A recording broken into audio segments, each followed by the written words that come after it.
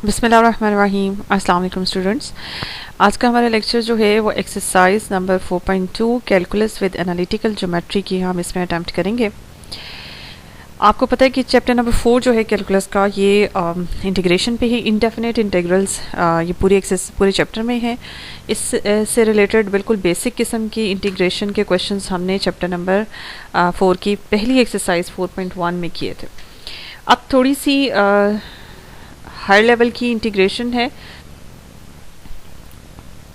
इस सिलसिले में पहला क्वेश्चन आपके सामने है जिसमें आपको कहा गया है कि आपने इंटीग्रेट करना है और इंटीग्रेशन में आपको नज़र आ रहा है जो फंक्शन है फर्स्ट ऑफ ऑल तो वो फ्रैक्शन में है और फ्रैक्शन में आपको एक पोलिनोमियल नज़र आ रहा है और स्क्वायर रूट के साथ।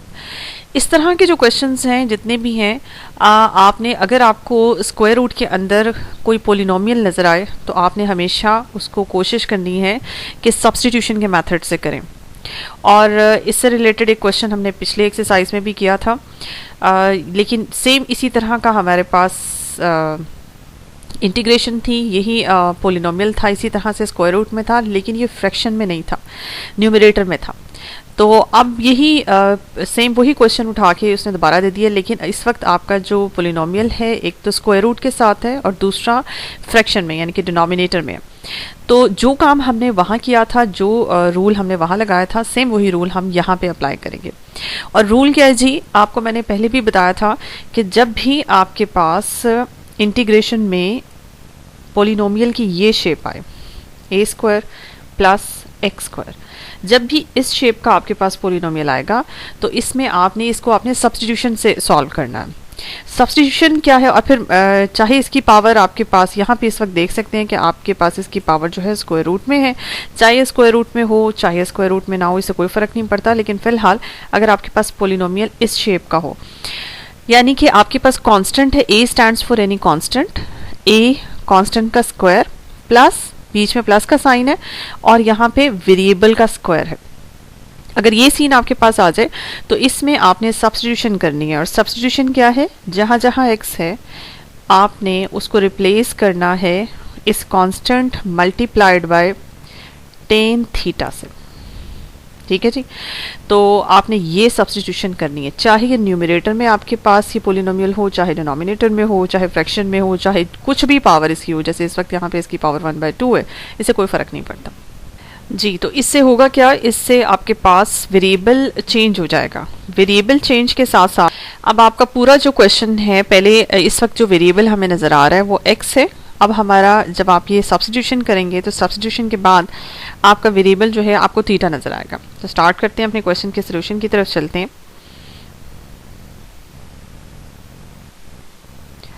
जी। तो आपने इसमें क्या पुटिंग करनी है, सब्स्टिट्यूशन करनी है। x is equals to constant जो कि a है tan थीटा।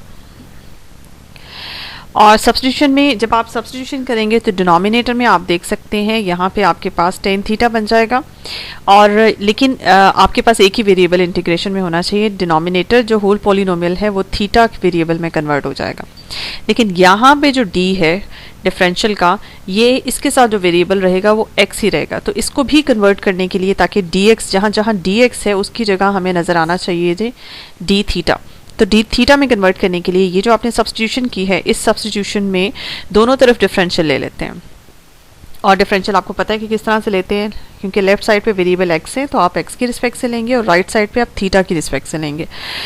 और डिफरेंशियल आपने राइट साइड पे लिया तो ए कांस्टेंट है, एज इट इज़ रहेगा। टेन थीटा का डिफरेंशियल जो कि बनेगा आप हमारे पास डिफरेंशिएशन होती है जी सेकंड स्क्वायर थीटा और साथ में डी थीटा जी। तो ये सब्स्टिट्यूशन करते हैं अपने ओरिजिनल क्वेश्चन में।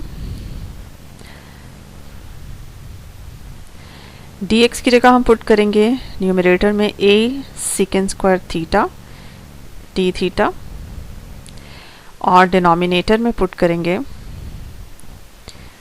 x की जगह a tan theta whole square के साथ। न्यूमरेटर में a कांस्टेंट है, सेकंड स्क्वायर थीटा आपके पास वेरिएबल के साथ है और डिनोमिनेटर में अगर हम a कॉमन निकाल लें तो अंडर रूट से बाहर निकलने के बाद आपके पास a बाहर आता है और स्क्वायर रूट के अंदर 1 प्लस टेन स्क्वायर थीटा। अब 1 प्लस टेन स्क्वायर थीटा आपके पास सेकेंड स्क्वायर थीटा होता है, ए सेकेंड स्क्वायर थीटा, और डिनोमिनेटर में आता है सेकेंड स्क्वायर थीटा का अंडर रूट लेने के बाद सेकेंड थीटा। तो ये ए इस ए से कैंसिल आउट हो जाता है और ये सेकेंड थीटा ऊपर एक स्क्वायर से।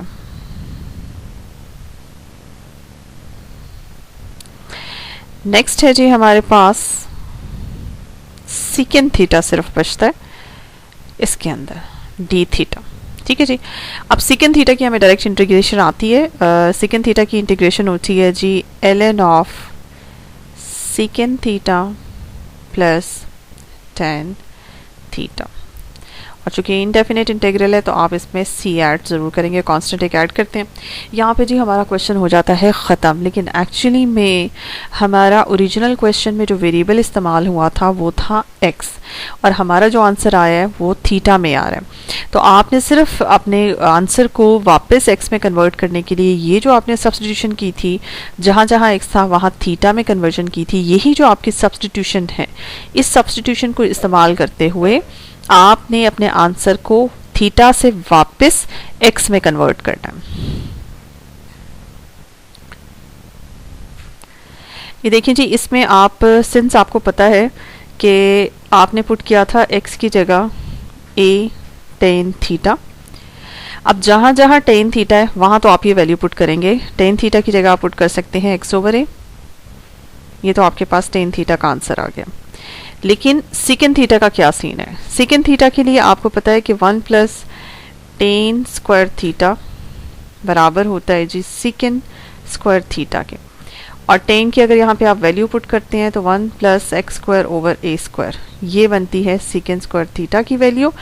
और मज़ीद अगर इसको हम सिंप्लीफाई करते हैं तो सेकेंड स्क्वायर थीटा बराबर है, यहाँ से सेकेंड थीटा की अगर आप वैल्यू निकाल लें, स्क्वायर को ख़त्म कर दें, तो आपके पास बनता है second theta is equals to under root के साथ 1 प्लस एक्स स्क्वायर ओवर ए स्क्वायर। इसको मज़ीद सिंप्लीफाई कर लें, a square plus x square over a, और न्यूमरेटर आपके पास अंडर रूट में है जबकि डिनोमिनेटर पर से अंडर रूट ख़त्म हो जाता है स्क्वायर की वजह से। अब हम नेक्स्ट पेज पे चलते हैं और अपने इस आंसर को थीटा के बजाय x में प्रेजेंट करते हैं जी। तो इसमें आप यहाँ पे लिख सकते हैं ln ऑफ सेकेंड थीटा का आंसर निकला था जी आपके पास a square plus x square over A square root के साथ, और ये है आपके पास x ओवर ए। ठीक है जी, इसमें प्लस c करके ये आपका रिक्वायर्ड आंसर है। अब इस स्टेज पे अगर आप ये चाहें तो आप एलसीएम भी ले सकते हैं, जितना सिंप्लीफाई करना चाहें आप कर सकते हैं, इस पर कोई रिस्ट्रिक्शन नहीं है। चूँकि दोनों का डिनोमिनेटर सेम है तो आप इसे इस तरह से भी लिख सकते हैं। सो ये आपका क्वेश्चन नंबर 1 का सोल्यूशन है जी। अगर आपके पास इस तरह से आपने देखा कि पोलिनोमियल हो और इस शेप में हो, वेरिएबल का स्क्वायर प्लस कांस्टेंट का स्क्वायर, तो फिर आपने सब्स्टिट्यूशन क्या करनी है। अब यहाँ पे मैं आपको बता दूँ कि पिछली एक्सरसाइज में यही क्वेश्चन न्यूमरेटर में था, ए स्क्वायर प्लस एक्स स्क्वायर था इस टाइप का, और ये न्यूमरेटर में चीज़ थी, तब भी हमने यही सब्स्टिट्यूशन की थी और इसी तरीके से सॉल्व किया था। आंसर ज़ाहिर है वेरी करेगा, न्यूमरेटर और डिनोमिनेटर का फ़र्क है।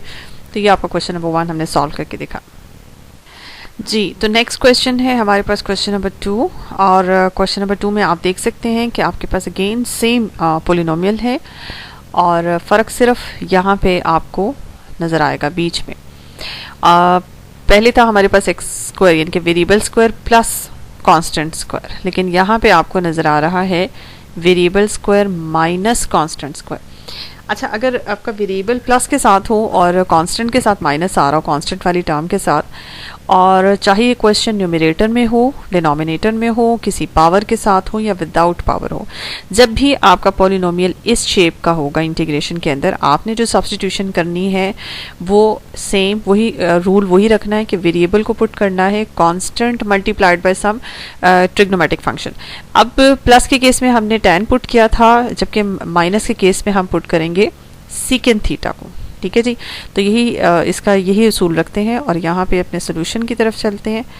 यहाँ लिखते हैं जी, पुट करें x को a सीकेंड थीटा, और डिफरेंशियल इक्वेशन भी बना लेते हैं dx is equal to a second theta tan theta, second की डिफ्रेंसिएशन सेकेंड tan होती है d थीटा।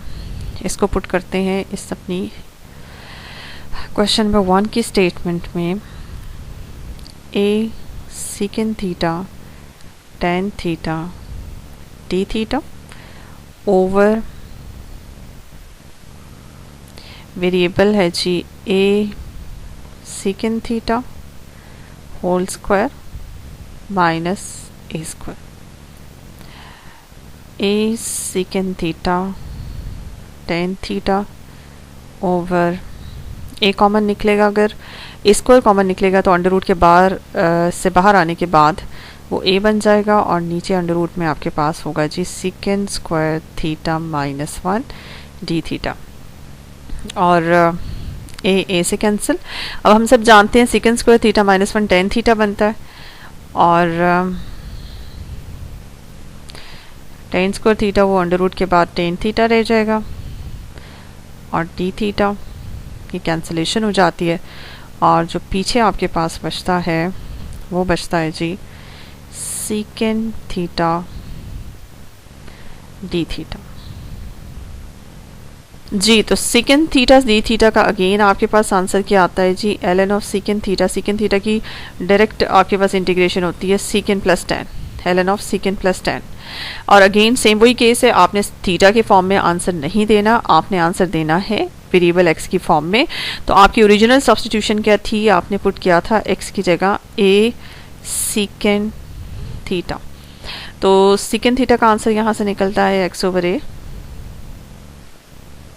और रही tan थीटा का की वैल्यू की बात, तो tan थीटा जैसे कि हम सब जानते हैं सेकेंड स्क्वायर थीटा माइनस 1 का अगर अंडर रूट ले लिया जाए तो tan थीटा बनता है, यानी कि x square over a square minus 1 का अंडर रूट लें जो कि बनता है x square minus a square over a।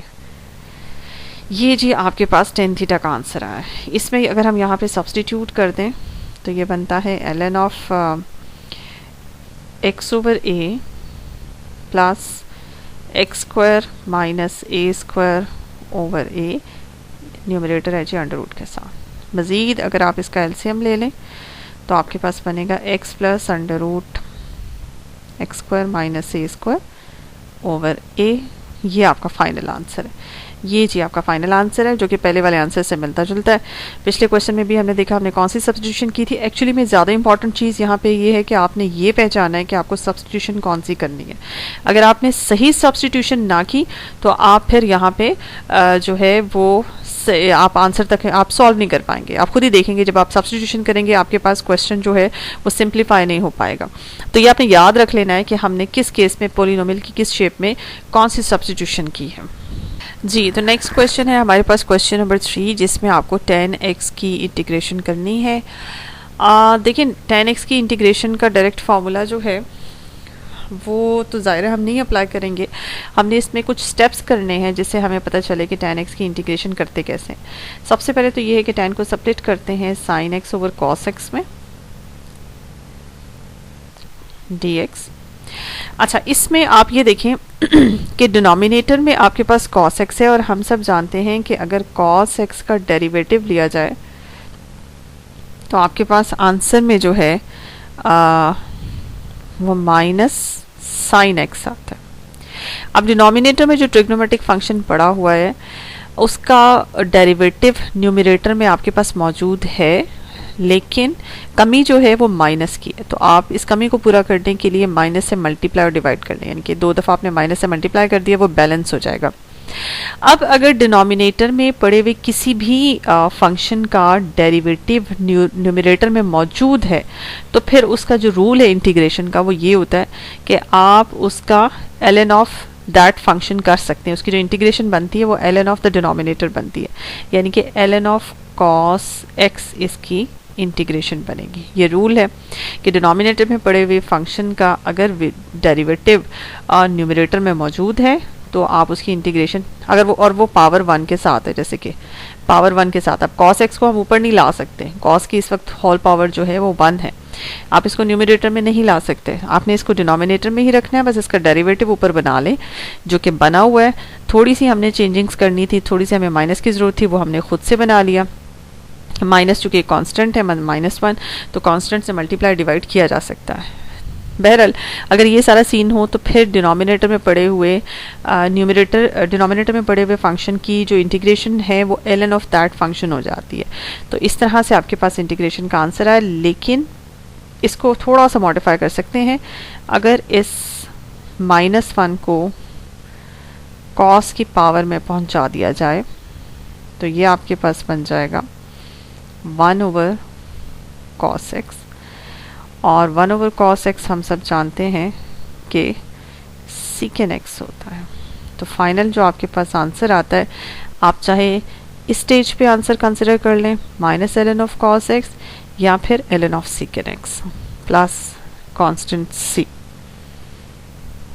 तो होप सो कि फर्स्ट ही क्वेश्चन आपको समझ आ गए होंगे। इनमें जितनी भी क्वेश्चंस आप इनकी प्रैक्टिस करें, और ये अभी जितने भी क्वेश्चंस हैं ये सेकेंड ईयर लेवल के हैं, 12th क्लास के लेवल तक हैं, और वही क्वेश्चंस रिपीट हो रहे हैं as a integration chapter number 4 calculus with analytical geometry में। अब आहिस्ता आहिस्ता इससे हैवी क्वेश्चन आते जाएंगे और इंशाल्लाह हम वो करते जाएंगे। नेक्स्ट लेक्चर में देखते हैं कि हम अपने क्वेश्चन नंबर 4 को। जी, तो नेक्स्ट है हमारे पास क्वेश्चन नंबर 4। क्वेश्चन नंबर 4 इसमें आपको नज़र आ रहा है कॉटेक्स, और कॉटेक्स जो है वो बिल्कुल वैसे ही जैसे हमने tan x की थी इंटीग्रेशन, वैसे ही हमने उसी पैटर्न पे चल के कॉटेक्स की इंटीग्रेशन करनी। देखिए जी, कॉटेक्स को आपने स्प्लिट करना है cos x over sin x में, और सेम वही टेक्निक इस्तेमाल करनी है। डिनोमिनेटर में आपके पास रखा हुआ है sin x और होल पावर इसकी 1 है, इसलिए हम इसे न्यूमरेटर में नहीं ला सकते। अलबत्ता sin x की डिफ्रेंसिएशन हम सब जानते हैं कि cos x होती है। अब sin x का डेरिवेटिव न्यूमरेटर में है और होल पावर इसकी 1 है, तो इसलिए इसका जो इंटीग्रेशन है वो ln ऑफ sin x हो जाएगी। So very simple, cot x की इंटीग्रेशन जो है वो आपके पास ln ऑफ sin x है। इसमें सिर्फ 2 स्टेप्स थे और कुछ भी नहीं करना आपको। जी, नेक्स्ट क्वेश्चन नंबर आपके पास है जी 5, और क्वेश्चन नंबर 5 में secant x है। इसकी इंटीग्रेशन जो भी हम इस्तेमाल करते हैं, मैंने डायरेक्ट भी पिछले क्वेश्चंस में इस्तेमाल की है। secant x की इंटीग्रेशन, और आपको फॉर्मूला भी याद होगा, ln of secant x plus tan x होता है। ये इसका आंसर होता है, लेकिन ये आंसर बनता कैसे, ठीक है? तो इसके लिए इसका बेसिक प्रूफ भी है कि इससे ये आंसर निकलता कैसे। इसके लिए मैं इसका प्रूफ आपको बताती हूँ। आपने secant x की इंटीग्रेशन फाइंड आउट करने के लिए इसको रैशनलाइजिंग का प्रोसेस यहाँ पे इस्तेमाल करना है। secant x को आपने रैशनलाइज करना है, मल्टीप्लाई और डिवाइड करना है secant x plus tan x से। आपने मल्टीप्लाई भी किया और साथ ही साथ secant x plus tan x से आपने डिवाइड भी किया। जी, तो उसके बाद आप इसे देखें, न्यूमरेटर को मल्टीप्लाई करने से आपके पास बनता है secant square x plus secant x into tan x, और डिनोमिनेटर में बनता है secant x plus tan x। अच्छा, अब अगर डिनोमिनेटर में जो हमारे पास लिखा हुआ है secant x plus tan x, अगर इसकी डिफ्रेंसिएशन होल फंक्शन की देखी जाए तो क्या बनेगी? देखिए जी, अगर आपके पास 2 फंक्शन सम हो रहे हैं और आप उनकी डिफ्रेंसिएशन करना चाहते हैं तो डिफ्रेंसिएशन दोनों की अलग अलग हो जाएगी। secant x की डिफ्रेंसिएशन होती है जी secant x into tan x, और tan x की इंटीग्रेशन होती है जी आपके पास secant स्क्वायर x। अब इनका जो डेरिवेटिव है, secant x plus tan x का जो डेरिवेटिव है वो बनता है आपके पास ये, और अगर आप न्यूमरेटर पे गौर करें secant x tan x plus secant square x, ये जो है ये इस वक्त के डिनोमिनेटर का डेरिवेटिव न्यूमरेटर में रखा हुआ है, और डिनोमिनेटर की होल पावर चूंकि 1 है, अगर डिनोमिनेटर वही रूल लगेगा, डिनोमिनेटर अगर होल पावर 1 के साथ और उसका डेरिवेटिव न्यूमरेटर में है तो फिर ln ऑफ द डिनोमिनेटर हो जाता है। ये है जी आपके पास इंटीग्रेशन का आंसर। लेकिन आपको ये यही वही आंसर आ गया जो मैं बार बार यूज़ करती हूँ, सेकेंड एक्स की इंटीग्रेशन का आंसर बार बार यूज़ करती हूँ। लेकिन अगर आप थोड़ा सा इसको और मॉडिफाई कर दें, वैसे तो आंसर यही है और आपने यही याद रखना है, लेकिन इसको थोड़ी सी और इसकी मॉडिफाइड फॉर्म भी इस्तेमाल होती है। तो मैं यहाँ तक आपका आंसर, अगर आप यहाँ तक सॉल्व करते हैं और आंसर निकालते हैं तो बिल्कुल ठीक है, आपको परफेक्टली 100% मार्क्स मिल जाएंगे। लेकिन इसको मैं मज़ीद यहाँ पे थोड़ा सा सॉल्व करके आपको दिखाना चाहती हूँ ताकि आपको पता चले कि इसकी एक और फॉर्म क्या होती है, और वो फॉर्म भी चूंकि आपको यूज़ होती हुई नज़र आएगी तो फिर आप कंफ्यूज ना हो जाएं। ये देखें जी, यहाँ तक तो मेरा आंसर बिल्कुल तय है कि बिल्कुल यहाँ पे परफेक्टली मेरा आंसर आ गया जी। तो सिंप्लीफिकेशन स्टेप्स मैंने आपसे कहा था कि जैसे मैं इसमें कराती हूँ सिंप्लीफिकेशन स्टेप्स जी। तो इसमें आप अगर सेकेंड एक्स को यहाँ पे स्प्लिट करें, मतलब 1/cos में cos x जी, तो इसमें आपने ये स्प्लिट किया और 10 को भी आप कन्वर्ट कर लेंगे sin x over cos x में। इसके बाद जी ले लें आप यहाँ पे एलसीएम, जो कि बनता है 1 plus sin x over cos x। अब यहाँ पे आपको लगाना है एक फॉर्मूला। देखिए 1 की जगह पे मैं क्या पुट करने लगी हूँ ये आप देख सकते हैं। 1 की जगह मैं लिख सकती हूँ cos square x/2 plus sine square x/2। आपको पता है एंगल कुछ भी हो, sine square plus cos square 1 होता है, तो मैंने इस 1 की जगह sine square x/2 plus cos square x/2 put कर दिया। प्लस अब ये देखें इस साइन को मैं किस तरह से सेपरेट कर रही हूँ, हाफ एंगल फॉर्मूले से, 2 sin x/2 cos x/2। जैसे कि हम जानते हैं साइन को का हाफ एंगल फॉर्मूला।